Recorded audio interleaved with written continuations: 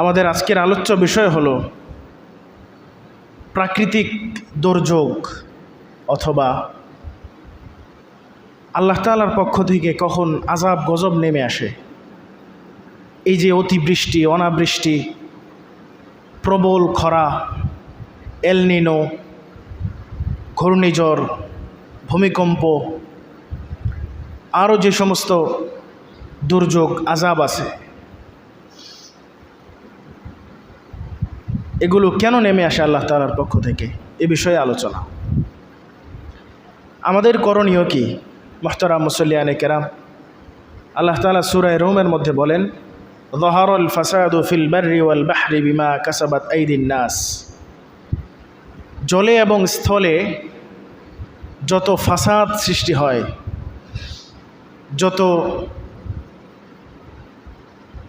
আযাব নেমে আসে, গজব নেমে আসে আল্লাহ তাআলার পক্ষ থেকে, এগুলো কাসাবাত আইদিন নাস, মানুষের হাতের কামাই।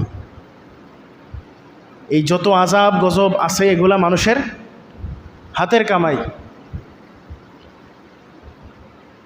মানুষ দিন দিন যত আল্লাহ তাআলার থেকে দূরে সরে যেতে থাকে, আল্লাহ তাআলা তখন মানুষকে এই সমস্ত আযাব আর গজব দেন মানুষকে সতর্ক করার জন্য। ওয়ালিউনযিরু কওমাহুম,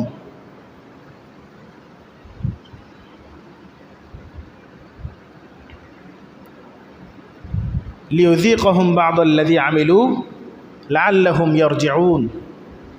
যেই পাপাচারে তারা লিপ্ত হয়ে গেছিল, যে পাপাচারের মধ্যে তারা লিপ্ত হয়েছে মানুষজন, এই পাপাচারের কিছুটা শাস্তি আল্লাহ তাআলা তাদেরকে কি করেন? ভোগ করার সুযোগ দেন।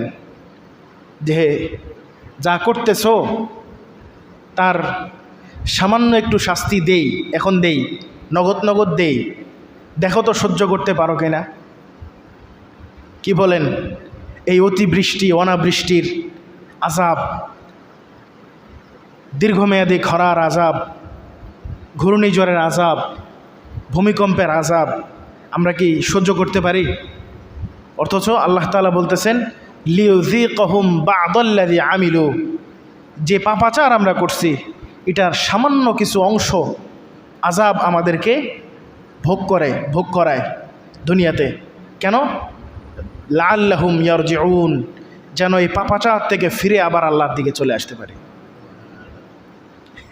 এখন এই সামান্য আযাবের যে ঝটকা, ওইটাই তো আমরা সহ্য করতে পারি না, ঠিক না?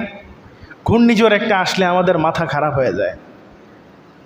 ঘূর্ণিঝড় আসলে তো বোঝা যায়, 1-2 দিন আগ থেকে বৃষ্টি শুরু হয়, বাতাস শুরু হয়, হ্যাঁ, ঘূর্ণি বাতাস চলতে থাকে, তুফান চলতে থাকে, সকাল সন্ধ্যা এই একটু বৃষ্টি, আবার একটু খরা, একটু বৃষ্টি, আবার খরা, আবার তুফান, এরপরে মূল ঘূর্ণিঝড় আসে। বৃষ্টি আসলেও বোঝা যায়, আকাশের মধ্যে আস্তে আস্তে কালো হয়ে আসে, চারদিক থেকে কালো মেঘগুলো আসে, জমা হয়, এরপরে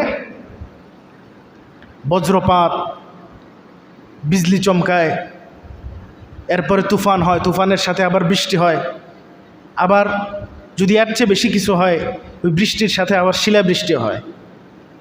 কখনো কখনো ছোট ছোট বুটের ডালের মতো ছোট ছোট শিলা, আবার কখনো কখনো সিমের বিচির মতো ছোট ছোট শিলা, আবার কখনো কখনো বরইয়ের মতো বড় বড় শিলা, কখনো কখনো তো এমনও হয় আপেলের মতো বড় বড় শিলা বৃষ্টি হয়। আপনারা দেখছেন না? ইদানিং কম হয়, কিন্তু আগে আরও বেশি হইত। শিলাবৃষ্টিতে মানুষের ফসলের ব্যাপক ক্ষয়ক্ষতি হয়, সাথে সাথে বাড়িঘরের ব্যাপক ক্ষয়ক্ষতি হয়, জানমালের ব্যাপক ক্ষয়ক্ষতি হয়। কিন্তু এক আজীব আযাব আল্লাহ তাআলার আছে। আজ পর্যন্ত যে আযাবের আগে কোনো মানুষ আপডেট দিতে পারে নাই, এটা হচ্ছে ভূমিকম্প। কি আজীব এক আযাব! ভূমিকম্পের মতো আযাব, ভূমিকম্পের মতো দুর্যোগ, ভূমিকম্পের মতো ঘটনা। বলেন তো, এই ঘটনার আগে কখনো কোথাও দেখছেন যে ভূমিকম্পের পূর্বাভাস দেওয়া হয়? কোনো ভূমিকম্পের পূর্বাভাস দেওয়ার কোনো কি নাই, সুযোগ নাই। রোদের মধ্যে সব কিছু ঠিকঠাক সুন্দর চলতেছে, হঠাৎ দেখবেন পায়ের নিচের মাটি কেঁপে উঠছে। এটা আল্লাহ তাআলার আযাব। রাতে ঘুমিয়ে আছেন, একদিন আমার মনে আছে, আমি তখন হিফজখানায় পড়তাম, হিফজ শোনাইতেছি কুমিল্লায়। তো ভোর রাত্রে হিফজখানার ছাত্ররা তো ভোর রাত্রে 3টার দিকে ওঠে, 3:30টার দিকে ওঠে। তো আমরা ঘুম থেকে জাগছি, ঘুম থেকে জাগার পর উজু করে আমি আমার মুখ হাত মুছতেছি। এমন সময় ভূমিকম্প শুরু হয়েছে ভোর রাত্রে। আপনাদের মনে আছে কি না? খুব ভয়ঙ্কর ভূমিকম্প হয়েছিল, যদিও তেমন কোনো ক্ষয়ক্ষতি হয় নাই এখনও পর্যন্ত। কোনো ভূমিকম্পে আমাদের বাংলাদেশে উল্লেখযোগ্য তেমন কোনো ক্ষয়ক্ষতি হয় নাই। সর্বোচ্চ এতটুকু হয়েছে, কোনো বিল্ডিং একটু হেলে গেছে, এক বিল্ডিং আরেক বিল্ডিংয়ের উপরে হেলে পড়ে গেছে, ওটা থেকে মানুষ বের হয়ে চলে আসছে। কিন্তু বিগত বছরগুলোতে বিভিন্ন দেশের মধ্যে, যেমন নেপালের ভূমিকম্পের কথা আপনাদের মনে আছে। নেপালের ভূমিকম্পে প্রচুর ক্ষয়ক্ষতি হয়েছিল। এরপরে কিছুদিন আগে ভেনেজুয়েলায় ভূমিকম্পে ব্যাপক ক্ষয়ক্ষতি হয়েছে, প্রায় লক্ষাধিক মানুষ মারা গেছে। গতকালকেও দেখলাম যে ভূমিকম্প হওয়ার পর যে বিল্ডিংগুলো ধসে পড়ছে, ওইগুলার ধ্বংসস্তূপের নিচে এখনও মানুষ আটকায় আছে, এখনও উদ্ধার অভিযান চলমান। 31 দিন হয়ে গেছে, এখনও পর্যন্ত ওই ধ্বংসস্তূপের নিচে জিন্দা মানুষ, জীবিত মানুষ পড়ে আছে। ওইগুলার ভিডিও সোশ্যাল মিডিয়ায় আসতেছে, আমরা দেখতেছি। তো এইরকম দুর্যোগ, এরকম ভূমিকম্পের মতো আযাব, এগুলো কেন আসে? আল্লাহ তাআলা বলেন যে কাসাবাত আইদিন নাস, এগুলো আসলে আমার পক্ষ থেকে চাপায় দেওয়া কোনো আযাব না, আমার ক্রোধের কোনো আযাব না, বরং তোমরাই তোমাদের হাত দ্বারাই এগুলা কামাই করছো। তো আল্লাহ তাআলা আযাব কেন দিবে? আল্লাহ তাআলা আমাদেরকে আযাব কেন দিবেন না? আমাদের তো শুকরিয়া করা উচিত যে এখনও পর্যন্ত আমাদেরকে একসাথে আল্লাহ তাআলা ধ্বংস করে দেন নাই। এটা আমাদের রাসূলের দোয়ার বরকত। না হয়তো কবেই আমরা ধ্বংস হয়ে যেতাম। এখনও পর্যন্ত দুনিয়ায় বেঁচে থাকার এই অধিকার তো আমাদের নাই। যতটুকু বিশৃঙ্খলা আমরা দুনিয়ায় সৃষ্টি করছি, এখনও পর্যন্ত যে আল্লাহ তাআলা আমাদেরকে বাঁচায় রাখছেন, ওইটা আমাদের রাসূলের দোয়ার বরকতের কারণে বাঁচায় রাখছেন, রাসূলের দোয়ার কারণে বাঁচায় রাখছেন। আমাদের নিজেদের কোনো এমন কিছুই নাই যেটার মাধ্যমে আমরা এই দুনিয়ার মধ্যে এখনও পর্যন্ত বেঁচে থাকার মতো যোগ্য হব। এখানে আমরা টিকে থাকারই যোগ্য না। পৃথিবীটাকে আমরা এমন বালায় ফেলছি, এই দেশের সাথে ওই দেশের যুদ্ধ, এই বাড়ির সাথে ওই বাড়ির ঝগড়া, এই এলাকার সাথে ওই এলাকার দ্বন্দ্ব, প্রতিবেশীর সাথে প্রতিবেশীর মামলা হামলা দাঙ্গা, আছে না? চলতেছে।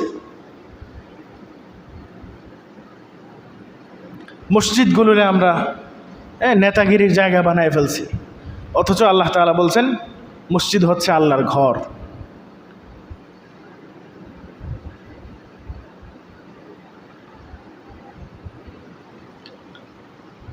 আল্লাহ তাআলা অতীতে এমন অনেক ওয়াকাম আহলাকনা মিন ক্বরিয়াতিন, কোরআনের অনেক আয়াতে আল্লাহ তাআলা বলছেন যে কত জনপদ আমি ধ্বংস করে দিছি, কত জনপদ আমি ধ্বংস করে দিছি। কওমে আদকে একসাথে ধ্বংস করে দিছি।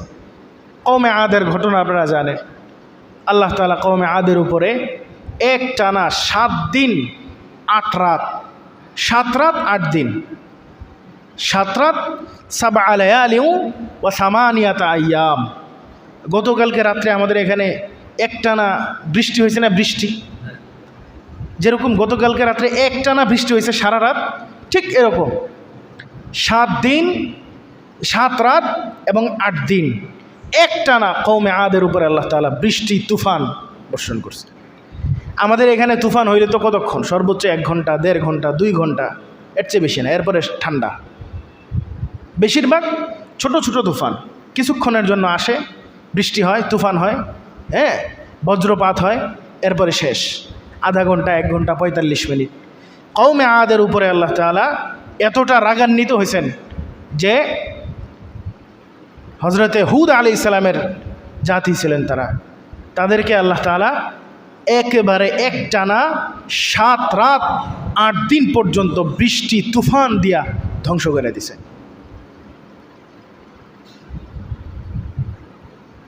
কওমে আদের পর আসছে সামুদ জাতি, কওমে সামুদ।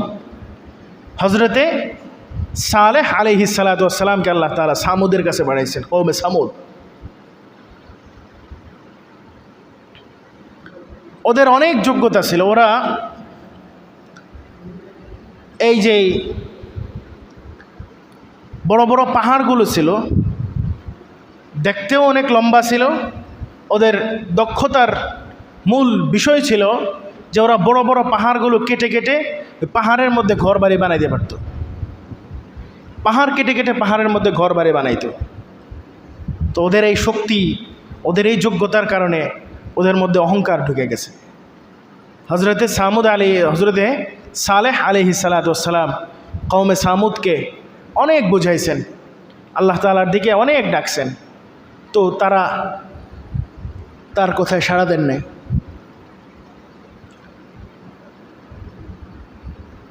এক পর্যায়ে তারা বলতে শুরু করছে যে যদি সত্যি সত্যি আপনি আল্লাহর পক্ষ থেকে প্রেরিত কোনো নবী হয়ে থাকেন, কোনো রাসূল হয়ে থাকেন, তাহলে একেবারে সুস্পষ্ট একটা নিদর্শন আমাদেরকে দেখান। কি নিদর্শন? যে এই যে পাহাড়, এই পাহাড় থেকে একটা উটনির বাচ্চা আপনি ফুটায় দেখান। আচ্ছা বলেন তো, পাহাড়ের সাথে আর উটনির বাচ্চার সাথে কোনো সংযোগ আছে? এখন যদি আপনারা কেউ বলে যে আমার এই গরু থেকে একটা ঘোড়া আপনি বানায় দেখান, কেমন হবে? সম্ভব? সম্ভব না। ওরা বলতেছে যে এই পাহাড় থেকে একটা উটনি আপনি আমাদেরকে বানায় দেখান, বের করে দেখান। যদি পারেন তাহলে আমরা আল্লাহ তাআলার উপরে ঈমান আনব। আল্লাহ তাআলার পদ্ধতি হচ্ছে, আল্লাহ তাআলার সিস্টেম হচ্ছে, যখন সুস্পষ্ট কোনো নিদর্শন আল্লাহ পাঠায় দেন তখন আর আল্লাহ তাআলা মানুষকে সুযোগ দেন না। কারণ এখন সব কিছু স্পষ্ট হয়ে গেছে, এখন আর কোনো কিছু বাকি নেই। যেহেতু এখন আর কোনো কিছু বাকি নেই, এখন যদি ঈমান না আনো এখন আর কোনো সুযোগও নেই। যদি ঈমান না আনো তাহলে তোমাদেরকে ধ্বংস করে দেওয়া হবে। সালেহ আলাইহিস সালাম মুআজিজা দেখাইতেন না এই কারণে যে যদি তারা সুস্পষ্ট মুআজিজা দেখে ফেলে তাহলে তো আল্লাহ তাআলা আর তাদের সুযোগ দিবেন না, সামনে আর আল্লাহ তাআলা তাদেরকে কি দিবেন না? সুযোগ দিবেন না। এই নিদর্শন দেখার পরেও যদি তারা ঈমান না আনে আল্লাহ তাআলা তাদেরকে আর সুযোগ দিবেন না, সম্ভব না, আর সুযোগ দেন না। আল্লাহ তাআলার নিয়ম নাই এভাবে সুযোগ দেওয়ার। যখন দিন কা দিন রাত কা রাত স্পষ্ট হয়ে যায়, এরপর থেকে আর কোনো সুযোগ নেই পিছিয়ে থাকার। যদি ঈমান আনো তাহলে বাঁচবা, আর যদি ঈমান না আনো তাহলে ধ্বংস হয়ে যাবে। তো আল্লাহ তাআলা হযরত সালেহ আলাইহিস সালাম আল্লাহ তাআলার কাছে দোয়া করছেন। সালেহ আলাইহিস সালামের ওই দোয়ার বরকতে ওই মুআজিজা আল্লাহ তাআলা সালেহ আলাইহিস সালামকে দিলেন। পাহাড় থেকে একটা উটনি বের করে আল্লাহ তাআলা তাদেরকে দেখাইলেন, সুস্পষ্ট নিদর্শন, যে নিদর্শন তারা চাইছে। এই নিদর্শন দেখার পরেও তারা সালেহ আলাইহিস সালামের উপরে না ঈমান আনলো, না আল্লাহ তাআলার উপরে ঈমান আনলো। আল্লাহ তাআলা জানাই দিলেন যে 3 দিনের সুযোগ তোমাদেরকে দেওয়া হইলে যদি ঈমান আনো তো বাঁচবা, আর যদি ঈমান না আনো পুরা জনপদ সহ ধ্বংস করে দেওয়া হবে, পুরা জনপদ সহ ধ্বংস করে দেওয়া হবে। তখন ওই সামুদ জাতি, সালেহ আলাইহিস সালামের কওম, এরপরেও তারা ঈমান আনলো না। ওরা বললো এগুলা হবে না, এগুলো আসবে না। কি হবে না? এগুলা কিচ্ছু না। এখন মুফাসসিরিনে কেরাম লেখেন এই যে 3 দিনের সুযোগ আল্লাহ তাআলা দিলেন, এটা কেন দিলেন? এক তো হতে পারে যে আল্লাহ তাআলা ঈমানদারদেরকে সুযোগ দিছেন যে ঈমানদাররা যেন এখান থেকে দূরে চলে যেতে পারে, কারণ এখানে তো আযাব আসবে। আযাবের জায়গায় ঈমানদার থাকলেও ঈমানদারের উপরেও আযাব আসবে। কারণ আযাব যখন আসে তখন কোনো বাছ বিচার করে আসে না, সবার উপরে আসে একসাথে। এখানে তো পুরা এলাকার উপরে, পুরা জাতির উপরে আযাব আসবে। 2-1 জন ঈমানদার যদি এখানে থাকে, ঈমানদাররাও শেষ হয়ে যাবে। তো কোনো মুফাসসিরিনে কেরাম লিখছেন যে আল্লাহ তাআলা ঈমানদারদের জন্য সুযোগ দিছেন যেন ঈমানদাররা এখান থেকে দূরে চলে যেতে পারে।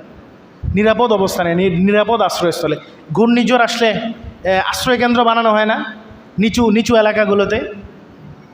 আমরা 22-এর বন্যার সময়, 22 সাল না 23 সাল, ওই যে ফেনীর যে বন্যা হইল, ওই বন্যার সময় এই বুড়িচং এলাকায় আমরা দেখছিলাম অনেক মানুষ, এই যে গোমতী নদীর বাঁধ যে ভেঙে গেছিল, বুড়িচং ব্রাহ্মণপাড়ার অনেক মানুষ আমরা দেখছি বিভিন্ন সরকারি হাই স্কুলগুলোতে, প্রাইমারি স্কুলগুলোতে, বড় বড় ভবন তো এখন সব করছে, ওইগুলাতে আশ্রয় কেন্দ্রে যায় আশ্রয় নিয়েছেন, কারণ ওদের ঘরে পানি ঢুকে গেছে, ওরা ঘরে থাকার কোনো সুযোগ নাই। তো এরকম আল্লাহ তাআলা সুযোগ দেন যেন মুমিনরা নিরাপদ আশ্রয় কেন্দ্রে চলে যেতে পারে। 3 দিন পর আল্লাহ তাআলা শব্দের আযাব তাদেরকে দিলেন। কেমন? ফেরেশতার মাধ্যমে এমন চিৎকারের আওয়াজ, ওই আওয়াজে ওদের কলিজা ফেটে গেছে, শেষ। আওয়াজ দিয়া ওদের পুরো এলাকা ধ্বংস করে দিয়েছেন। মনে করেন না আওয়াজ খুব মানে সহজ জিনিস, এটাকে সাউন্ড টেকনোলজি বলা হয়। কি বলা হয়? Sound technology. দুনিয়ার সবচাইতে বেশি শক্তিশালী টেকনোলজি, সবচাইতে বেশি শক্তিশালী টেকনোলজি এটা হচ্ছে সাউন্ড টেকনোলজি। এর উপরে আর কোনো টেকনোলজি নেই। এই যে পৃথিবী ধ্বংস হবে, বলেন তো ইসরাফিল আলাইহিস সালাম এখন কি করতেছেন? বাঁশির মধ্যে মুখ লাগায় আল্লাহ তাআলার হুকুমের অপেক্ষা করতেছেন, বাঁশি নিয়ে বসে আছেন। যখনই আল্লাহ তাআলা হুকুম দিবেন বাঁশিতে ফু দেওয়ার, বাঁশিতে ফু দিবেন, আওয়াজে পৃথিবী ধ্বংস হয়ে যাবে। আর আপনারা জানেন না পৃথিবী কখন ধ্বংস হবে? ইসরাফিল আলাইহিস সালাম বাঁশির মধ্যে ফু দিলেই তো পৃথিবী ধ্বংস হবে। তো বাঁশির মধ্যে ফু দিলে কী হবে? পানি আসবে না আওয়াজ আসবে? বাঁশিতে ফু দিলে কি আসে? আওয়াজ আসে। আওয়াজের মাধ্যমে পৃথিবী ধ্বংস হয়ে যাবে। এই যত বর্ণনা আছে হাদিসে পৃথিবী ধ্বংসের, সকল বর্ণনাগুলোর মধ্যে আকাশটা ভেঙ্গে চুরমার হয়ে যাবে, পাহাড়গুলো তুলার মতো উঠতে থাকবে, মানুষগুলো দিক বিদিক ছুটতে থাকবে। হ্যাঁ, ইয়াউমা তারাউনাহা তাযহালু কুল্লু মুরদিআতিন আম্মা আরদাআত, সেদিন আপনি দেখবেন প্রত্যেক গর্ভধারিণী মা তাদের গর্ভের বাচ্চাকে প্রসব করে দিছে। ওয়াতাদাউ কুল্লু যাতি হামলিন হামলাহা, গর্ভধারিণীরা তাদের গর্ভের যে সন্তান এটাকে প্রসব করে দিছে। ওয়াতারান নাসা সুকারা, মানুষদেরকে আপনি দেখবেন তারা পাগলের মতো দিক বিদিক ছুটতেছে। ওমা হুম বিসুকারা, বরং মূলত তারা পাগল ছিল না, মূলত তারা পাগল না, বরং ওয়ালাকিন্না আযাবাল্লাহি শাদীদ, আল্লাহ তাআলার আযাব বেশি কঠিন। এই কঠিন আযাবের কারণে ওদের মাথাই ঠিক থাকবে না, এত কঠিন আওয়াজ, আওয়াজে পৃথিবী ধ্বংস হয়ে যাবে। এই আওয়াজ সাউন্ড টেকনোলজি, এই আওয়াজের মাধ্যমে সামুদ জাতিকে আল্লাহ দুনিয়া থেকে শেষ করে দিয়েছেন, বিদায় একজনও বাকি নেই। সাউন্ড টেকনোলজির সামান্য কিছু বিজ্ঞানীরা এখনও পর্যন্ত বুঝতে পারছে। বিভিন্ন আন্দোলনগুলোতে আপনারা শোনেন না সাউন্ড গ্রেনেড ফাটাইছে? হ্যাঁ, পুলিশ সাউন্ড গ্রেনেড ফাটায় কিসের জন্য? যেন আন্দোলনকারীরা ছত্রভঙ্গ হয়ে যায়। তাহলে সাউন্ডের শক্তি আছে, আওয়াজের শক্তি সবচেয়ে বড় শক্তি। আমাদের কান যেই আওয়াজকে গ্রহণ করার যে শক্তি, শ্রবণ শক্তি, এটার লিমিটেশন আছে। আওয়াজের যে একক এটাকে ডেসিবেল বলা হয়। কি বলা হয়? ডেসিবেল বলা হয়। তো এই যে 120 না কত ডেসিবেল পর্যন্ত আমাদের কান সহ্য করতে পারে, এরপরে আর সহ্য করতে পারে না। এর চেয়ে বেশি আওয়াজ যদি ওখানে যায় তাহলে কানের পর্দা ছিঁড়ে যাবে, শ্রবণ শক্তি শেষ। আবার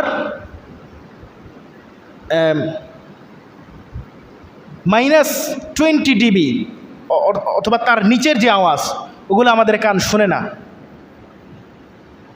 এই যে পিঁপড়া এখানে হাঁটে, আপনারা বলেন তো পিঁপড়ার হাঁটার কোনো আওয়াজ আমরা শুনি না, কিন্তু হাতি কিন্তু শোনে। যত নিখুঁত আওয়াজ হোক হাতি ওটা শুনতে পারে। হাতির শ্রবণ শক্তি খুব বেশি, এটাকে সাউন্ড টেকনোলজি বলা হয়। সব সাউন্ড এইরকম মাইক্রোফোনের মাধ্যমে ক্যাপচার করা সম্ভব না। পানির নিজের একটা সাউন্ড আছে, শব্দ আছে। প্রত্যেকটা গাছের নিজের একটা শব্দ আছে, প্রত্যেকটা বনের নিজের একটা আওয়াজ আছে। এই যে বড় বড় আমাজন বন বলেন, সুন্দরবন বলেন, বড় বড় যে জঙ্গলগুলো বলেন, এগুলোর প্রত্যেকটা বনের নিজস্ব একটা আওয়াজ আছে, সাউন্ড আছে।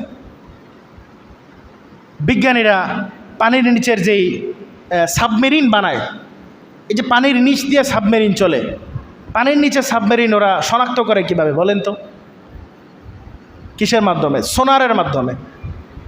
একটা যন্ত্র আছে, টেকনোলজি আছে, ওটার নাম সোনার।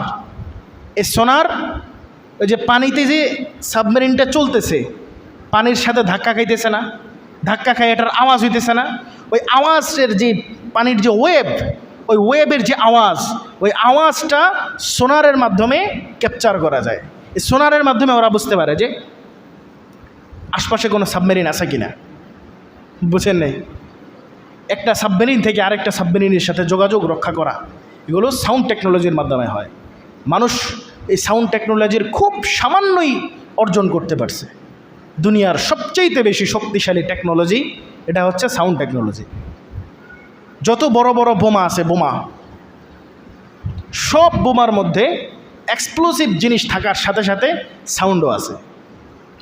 আপনারা কিছু বছর আগের ঘটনা শুনছেন, চট্টগ্রামের ভাটিয়ারিতে বিএম কন্টেইনার ডিপোতে কেমিক্যালের বিস্ফোরণ হয়েছে। ওই ঘটনা আপনাদের মনে আসেনি? কন্টেইনার ডিপোর বিস্ফোরণ, কয়েক কিলোমিটার দূর থেকে এই বিস্ফোরণের আওয়াজ তারা শুনছে।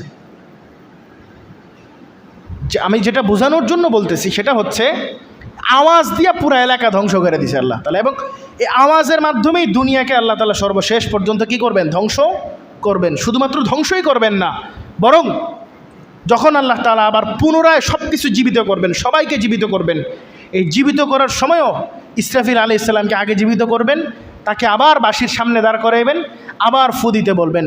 ওই ইসরাফিল আলাইহিস সালাম বাঁশিতে আবার ফু দিবেন, ওই বাঁশির আওয়াজে আবার সকল মানুষ কবর থেকে উঠে আল্লাহ তাআলার যে হাসরের ময়দানের দিকে দৌড়ানো শুরু করবে।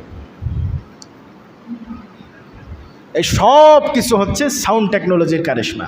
কিসের কারিশমা? সাউন্ড টেকনোলজির কারিশমা। এখন আল্লাহ তাআলা আমাদেরকে এই যে আলোচনা, আজকের আলোচনা, যে প্রাকৃতিক এ সমস্ত দুর্যোগ থেকে আমরা কিভাবে বাঁচব, বাঁচার পদ্ধতি কি? বাঁচার পদ্ধতি একটাই, এটাও সাউন্ড টেকনোলজি। সুবহানাল্লাহ বলে। এই টেকনোলজি দুনিয়ার কোনো কাফেরের কাছে নেই, একমাত্র আমাদের কাছেই আছে। আমরা জানি না, আমরা বুঝি না। এই টেকনোলজি যে আমাদেরকে আল্লাহ দিছেন, এটাও আমরা বুঝি না। এই কারণে কাজে লাগাইতে পারি না। যে যতটুকু এটা বুঝতে পারছেন, তিনি ততটুকু এটাকে কাজে লাগাইতে পারছেন। আমরা যতটুকু এটাকে বুঝবো, এই সাউন্ড টেকনোলজিকে যতটুকু আমরা বুঝবো, যত বেশি বুঝবো তত বেশি কাজে লাগাইতে পারবো। কি সাউন্ড টেকনোলজি আল্লাহ তাআলা আমাদেরকে দান করছেন? আল্লাহ তাআলা আমাদেরকে সাউন্ড টেকনোলজি যেটা দান করছেন সেটা হচ্ছে জিক্রুল্লাহ। কি? আল্লাহ তাআলার জিকির। আল্লাহ তাআলার জিকির। দেখেন, মুসা আলাইহিস সালামকে আল্লাহ তাআলা অনেক মুআজিজা দান করছেন, ঠিক না? তার হাতের যে লাঠি, ওটাকে কিভাবে সাপ বানাইতে হবে ওটা আল্লাহ শেখাই দিয়েছেন। তার হাত বগলের নিচ দিয়ে নিয়ে আসলে এখান থেকে আলো বের হবে, এটাও আল্লাহ তাআলা মুসা আলাইহিস সালামকে দিয়েছেন। মুসা আলাইহিস সালাম বলতেছে, আমার মুখে তো জড়তা আছে। ক্বালা রাব্বি ইশরাহ লি সাদরি, আমার ভয় বেশি, আমার এই বককে, আমার সিনাকে প্রশস্ত করে দেন। ওয়ায়াসসির লি আমরি, যে কাজ আমাকে দিছেন এটা আমার জন্য সহজ করে দেন। ওয়াহলুল উকদাতাম মিন লিসানি, আমার জিহ্বার মধ্যে, আমার জিহ্বার মধ্যে কি আছে? জড়তা আছে, আমার এই জড়তা দূর করে দেন, এটাকে সহি করে দেন, এটাকে ঠিক করে দেন।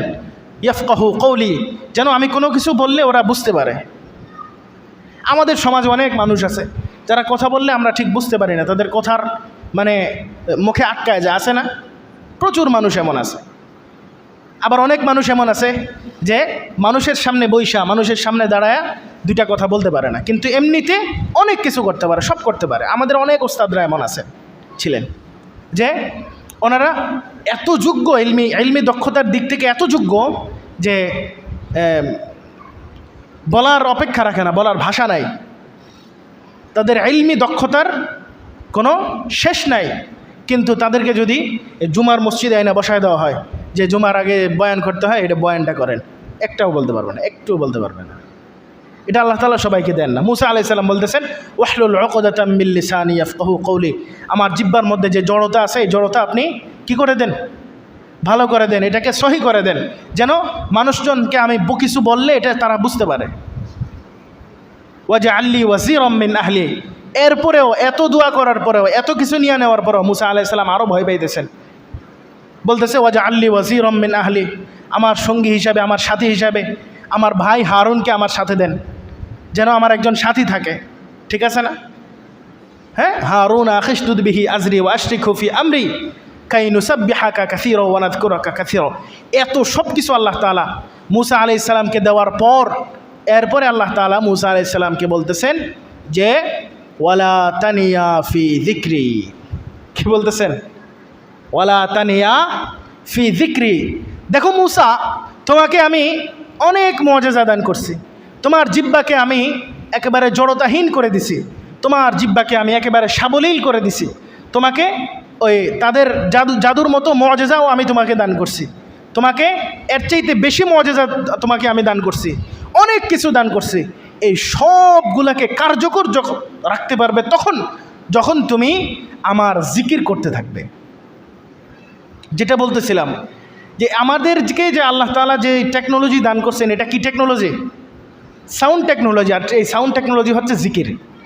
তো আল্লাহ তাআলা বলতেছে যে এত সব মুআজিজা, এত সব যোগ্যতা তোমাকে দেওয়ার পরেও, তোমার ভাইকে তোমার সাথে দেওয়ার পরেও তোমাকে একটা দিক নির্দেশনা দিয়ে দিলাম, আমার সাথে তোমার লিঙ্ক তো থাকতে হবে। হাইকমান্ডের সাথে যদি সেনাপ্রধানের লিঙ্ক না থাকে তাহলে ওই যুদ্ধে টিকা যায় না।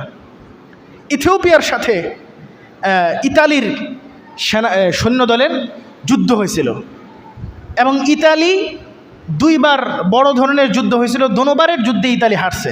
কেন?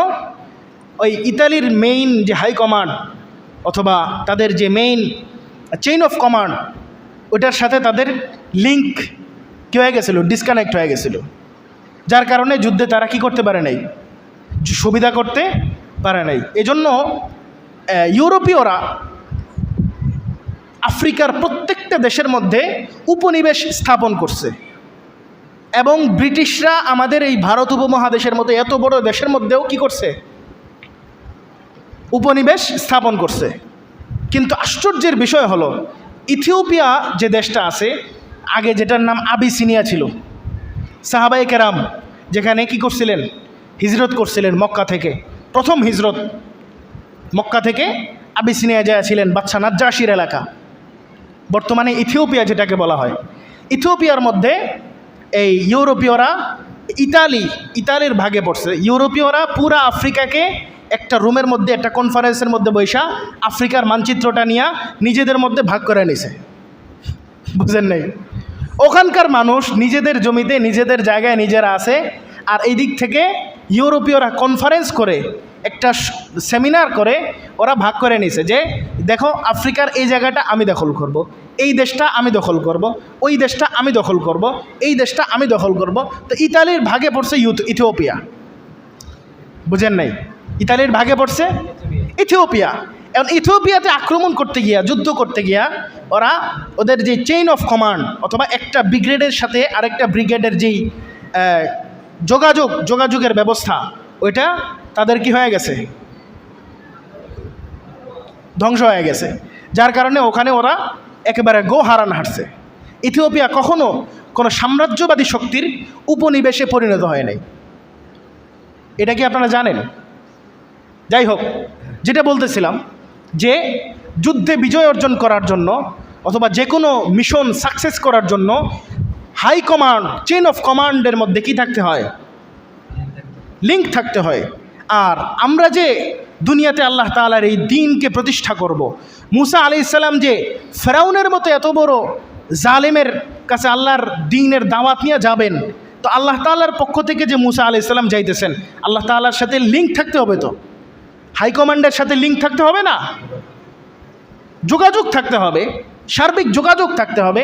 আল্লাহ তাআলা বলে দিচ্ছেন ওয়ালা তানিয়া ফি যিকরি, এই যোগাযোগের মাধ্যম হলো, তখন তো আর এরকম মোবাইল ছিল না, আল্লাহ তাআলার সাথে ফোন দিয়ে কথা কইতে পারবেন, আরে বোঝেন নাই। আমরা না একজন আরেকজনের সাথে ফোন দিয়ে কথা বলি। আল্লাহ তাআলার সাথে যোগাযোগ করতে হলে কিসের মাধ্যমে যোগাযোগ করব? মুসা আলাইহিস সালামকে আল্লাহ বলে দিয়েছেন, ওয়ালা তানিয়া ফি যিকরি, আমার জিকিরকে ভুলে যাও না, আমার জিকির যেন সবসময় চলতে থাকে। জিকিরটা হচ্ছে আল্লাহ তাআলার সাথে সরাসরি যোগাযোগের লিঙ্ক। এই লিঙ্ক যতক্ষণ পর্যন্ত টিকে থাকবে তোমার মিশন, ততক্ষণ পর্যন্ত তুমি চালায় যেতে পারবা। আর যখনই আমার থেকে লিঙ্ক বিচ্যুত হয়ে যাবে, যখনই আমার এই লিঙ্ক বিচ্যুত হয়ে যাবে, তুমি পথ হারা হয়ে যাবা। তো সুতরাং আমাদের জন্য এই সমস্ত দুর্যোগ, সমস্ত বিপদ আপদ, বালা মুসিবত, কাফেরদের পক্ষ থেকে যত হুমকি ধামকি যা কিছুই আসুক, এগুলাকে মোকাবেলা করার জন্য, এগুলা থেকে বেঁচে থাকার জন্য আমাদেরকে যে টেকনোলজি ব্যবহার করতে হবে, এটার নাম কি? Sound technology. এটার নাম কি? Sound technology. বলেন তো এটার নাম কি? Sound technology. এই সাউন্ড টেকনোলজি একমাত্র আমাদেরকে ছাড়া, মুসলমানদেরকে ছাড়া আল্লাহ তাআলা অন্য কাউকে দেন নাই, কাউকে দেন নাই, কারো কাছে নাই, কেউ নাই, কেউ পাবে না এটা।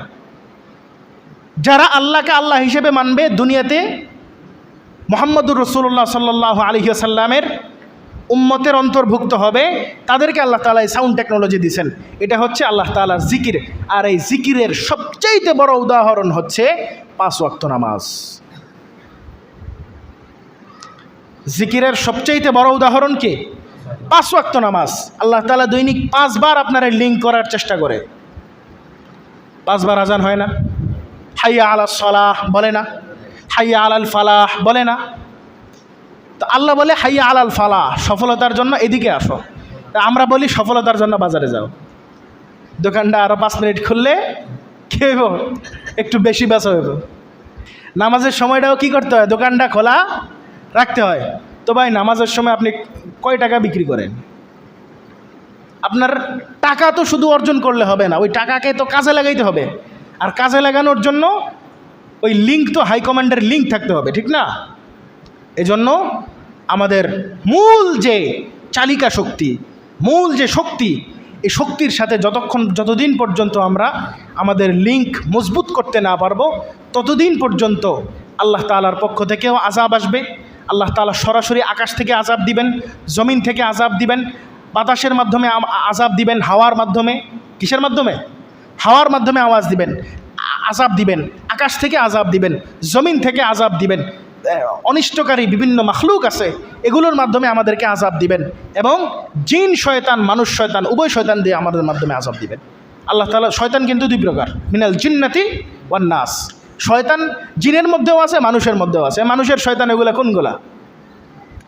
প্রত্যেক ওই মানুষ শয়তান যে মানুষকে দেখলে শয়তানের কথা মনে হয়, শয়তানি কাজ কারবারের কথা মনে হয়। একটা গাঞ্জুট্টি, মাদক, যে মাদক বিক্রি করে অথবা মাদক গ্রহণ করে, ওরা দেখলে কার কথা মনে হয় বলেন তো? মদের কথা মনে হয় না? যে বাবাখোর, ওরা দেখলে কি আল্লাহর কথা মনে হয়? আরে বুঝতেছেন না মনে হয় আপনারা? বাবাখোররা দেখলে কার কথা মনে হয়? বাবার কথা মনে হয়। ফেন্সিডিল খোর, ওরা দেখলে কার কথা মনে হয়? ফেন্সিডিলের কথা মনে হয়। বিড়ি খোর, সিগারেট খোর, ওরা দেখলে কার কথা মনে হয়? বিড়ি সিগারেটের কথাই মনে হয়। সুতরাং ওইগুলোও শয়তান। এখন বলবেন হুজুর আম করে গালি দিতেছেন। আপনাদেরকে গালি দিচ্ছি না, আপনাদেরকে গালি দিচ্ছি না, বরং যেটা অপরাধ ওইটা আমি কি করতেছি? বয়ান করতেছি, আলোচনা করতেছি। এটা আমার দায়িত্ব। এগুলার জন্যই আপনারা আমাকে এখানে বসাইছেন। যদি আমি এগুলা না বলি, কিয়ামতের ময়দানে আল্লাহর কাছে যায় কইবেন টেহা দিয়া রাখছিলাম এই বেটারে, আম করে কিচ্ছু কইছে না। বুঝলেন? টেহা দিয়া রাখছিলাম, টেহা দিয়া আনছিলাম। আমগো এনে এরকম লোক নাই, আলেম নাই, এর লেগে টেহা দিয়া অন্য গ্রামের থেকে ভাড়া করে আনছিলাম। আমগো টেহাটি লয়ে গেছে, কিন্তু আপনার যে এই হুকুম আহকাম আছে এগুলো আমগরে কয় নাই। এজন্য আমি বাঁচার জন্য আমি আপনাদেরকে বলে দিতেছি। এজন্য মানুষের মধ্যে ভালো মানুষ হচ্ছে তারা যাদেরকে দেখলে ওই লিঙ্কের কথা আপনার মনে হবে। যাকে দেখলে আপনার নামাজের কথা মনে হবে তিনি ভালো মানুষ। যাকে দেখলে আপনি আল্লাহর কথা মনে হবে তিনি ভালো মানুষ। যার পোশাক দেখলে আপনার আল্লাহর কথা মনে হবে তিনি আল্লাহওয়ালা মানুষ, তিনি ভালো মানুষ। আর যার পোশাক দেখলে আপনার ব্রাজিল, আর্জেন্টিনা, ওই লিও মেসি, তারপরে কি এই রোনালদো, ওদের কথা মনে হবে, তারা তাদের বাদুহুম আউলিয়াউ বাদ, তারা তাদের অন্তর্ভুক্ত, তারা তাদের বন্ধু। সুতরাং আপনি চিন্তা করেন আপনার লিঙ্ক আপনি কোথায় লাগাবেন। আপনার জন্য রাস্তা স্পষ্ট, ফারিকুং ফিল জান্নাহ ও ফারিকুং ফিস সাঈর। এক রাস্তা জান্নাতের, আর এক রাস্তা জাহান্নামের। আপনি যেই রাস্তা ইচ্ছা ওই রাস্তায় যাইতে পারেন। অনেকে প্রশ্ন করে সাপোর্ট করলে সমস্যা কি? আমগো বাংলাদেশি হুজুররা, মোল্লা মৌলবীরা খালি ফতুয়া দেয়। কি ফতুয়া দেয়? কয় এটা বালা না, এটা হারাম, ওইটা হারাম, এটা হারাম, ওইটা হারাম। তা আমি ফতুয়া দিলাম কই? আল্লাহই তো বলতেছে ফারিকুং ফিল জান্নাহ ওয়া ফারিকুং ফিস সাঈর। আল্লাহই তো বলতেছে বা'দুহুম আউলিয়া ও বা'দ, লা তাত্তাখিযুল ইয়াহুদা ওয়ান নাসারা আউলিয়া। ইহুদি নাসারাদেরকে বন্ধু বানায়ও না। তো তুমি যদি ইহুদি নাসারাদেরকে বন্ধু না বানাইতা, ওই দিন সোশ্যাল মিডিয়ার মধ্যে দেখলাম, ফেসবুকের মধ্যে দেখলাম, এক ছেলে ব্রাজিল হারার কারণে, ব্রাজিল হেরে যাওয়ার কারণে, বিশ্বকাপ থেকে বাদ যাওয়ার কারণে ও আত্মহত্যা করছে। চিন্তা করেন, চিন্তা করেন আমাদের অবস্থা কতটা নিচে নামছে।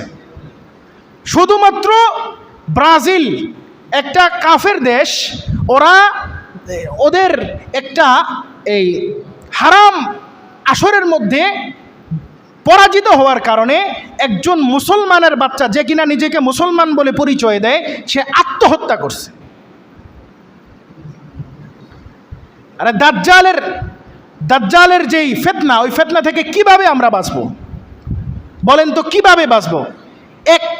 এক নেইমার আমাদেরকে রাত্রেবেলা, ভোর রাত্রে 1টা বাজে 2টা বাজে, খেলাগুলো তো ওই সময় হয়। এই যুবক ভাইয়েরা, খেলা 1টা বাজে 2টা বাজে হয় না? খেলাগুলো কখন হয়? 1টা 2টা বাজেই তো হয়। একজন নেইমার, একজন লিও মেসি আমাদেরকে, আমাদের যুবকদেরকে, আমরা দাজ্জালের ফিতনা থেকে বাঁচার জন্য কি করতেছি? চেষ্টা করতেছি। আমরা চাচ্ছি যেন দাজ্জালের ফিতনায় আমরা না পড়ি। অথচ দাজ্জাল তো দূরের কথা, দাজ্জাল অনেক আরও পরে আসবে, এখনো আসে নাই।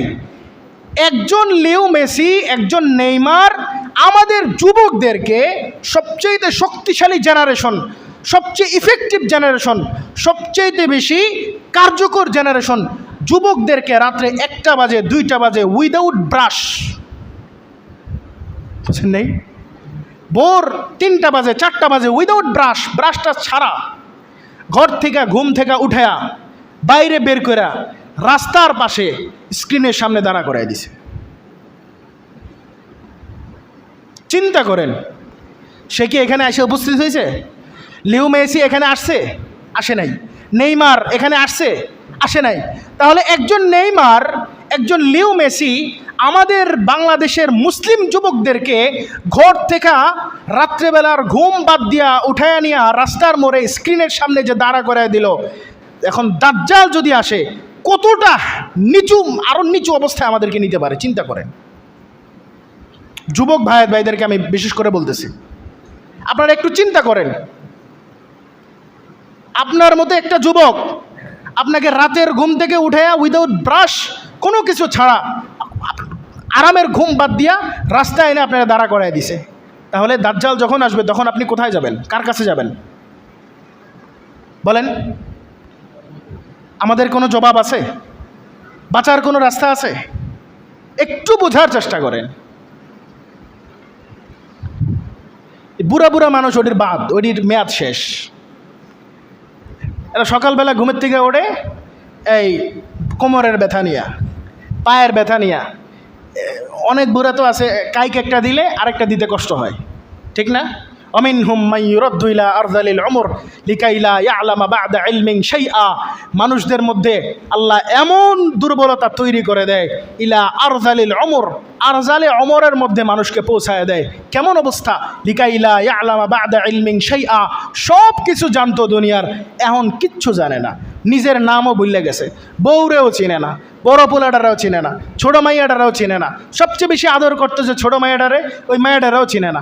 এমন অবস্থা হয়েছে, বিছানার মধ্যে পায়খানা পেশাব করে, এটাও মনে নাই যে পায়খানা পেশাব করার জন্য টয়লেটে যাইতে হয়। আছে না? তো বুড়া যেগুলো আছে ওগুলো তো আল্লাহ তাআলা এত দুর্বল করে দিছে। ওনাদের কথা বাদ দিলাম, ওনাদেরকে ছেড়ে দিয়ে আমি শুধু আমার বয়সী যারা আছে, যুবক ভাই যারা আছে, তাদেরকে আমি ধরলাম। আপনারা একটু চিন্তা করেন আমরা কোথায় আছি। এরা তো শেষ, এদের মেয়াদ শেষ। এদের সময় যখন ছিল তখন এদের বয়সে আলেমরা বুঝাইছেন। আমরা কোথায় যাব বলেন? এখন যদি দাজ্জাল আসে, আমার মতো একজন নেইমার যদি আমাকে এতটুকু প্রভাবিত করতে পারে সেই আমেরিকা থেকে, এখন আমাদের এখানে দুপুর কয়টা? 1:35। আমেরিকায় এখন রাত 1:35। তাহলে এত দূর থেকে এমনভাবে আমাদেরকে প্রভাবিত করতেছে। দাজ্জাল জানি আসলে আমরা কি করব? কিভাবে আমরা বাঁচব? দাজ্জালের ফিতনা হচ্ছে সবচেয়ে বড় ফিতনা। ওই ফিতনা থেকে আমরা কিভাবে বাঁচব? একটু চিন্তা করেন। কোরআনটাকে পড়েন, কোরআনটাকে পড়ার চেষ্টা করেন, তিলাওয়াত করেন। বুঝেন না বোঝেন, তিলাওয়াত তো করতে পারবেন, একটু তিলাওয়াত করার চেষ্টা করেন। কিছুদিন তিলাওয়াত করার পর বাংলা অর্থ সহ কোরআন শরীফ পাওয়া যায় না, ওগুলো নিয়ে আসেন, ওগুলো একটু তিলাওয়াত করেন, ওগুলো একটু পড়েন। যদি না বুঝেন, আপনার আশপাশের যে সমস্ত ওলামায়ে কেরাম আছেন তাদের কাছে যান, যে এই আয়াতটা বুঝতেছি না, এই আয়াতের অর্থটা একটু বুঝায় দেন। তারা বুঝাই দিবে না? অবশ্যই বুঝাই দিবে। আল্লাহ তাআলা আমাদের সবাইকে বুঝে শুনে আমল করার তৌফিক দান করেন। ওমা তৌফিক ইল্লা বিল্লাহ। আসসালামু আলাইকুম ওয়া রাহমাতুল্লাহ।